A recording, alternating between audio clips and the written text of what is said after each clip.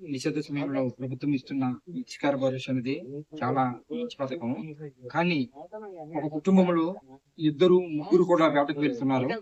కానీ ప్రభుత్వం ఏంటంటే ఒక రేషన్ కార్డులో ఒకరికి ఇస్తుంది, మిగతా వాళ్ళకి అందడం లేదు. అలాంటప్పుడు ప్రభుత్వం దీన్ని కూడా పరిగణలోకి తీసుకొని ఎంతమంది అయితే వేట చేస్తున్నారో వాళ్ళందరికి కూడా, ఒక కుటుంబంలో ఎంతమంది అయితే వేట చేస్తున్నారో వాళ్ళందరికీ వచ్చే విధంగా చూడాలని మా యొక్క విజ్ఞప్తి చేస్తున్నాను. ఏంటంటే ఇప్పుడు ప్రెసెంట్ అయితే మనం దోకులపాడు అనే గ్రామంలో ఉన్నాము.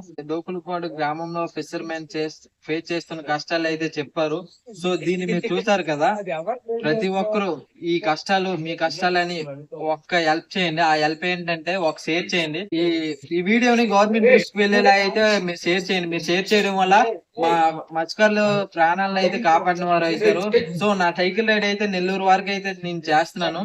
మీరు ప్రతి ఒక్కరు నా యూట్యూబ్ ఛానల్ సబ్స్క్రైబ్ చేసి ఇన్స్టాగ్రామ్ పేజ్ ని ఫాలో చేసి ముందుకు తీసుకువెళ్తారని మిమ్మల్ని అందరినీ కోరుకుంటున్నా. Thank you for all.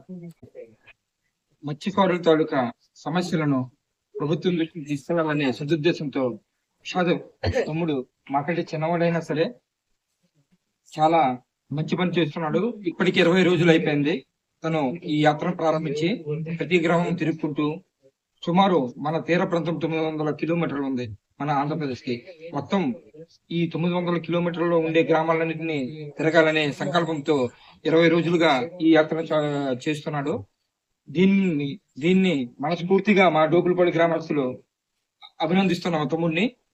మా సమస్యలను ప్రభుత్వం దృష్టికి తీసుకెళ్ళినందుకు థ్యాంక్ యూ తమ్ముడు. మా తరఫున నీకు చాలా ధన్యవాదాలు.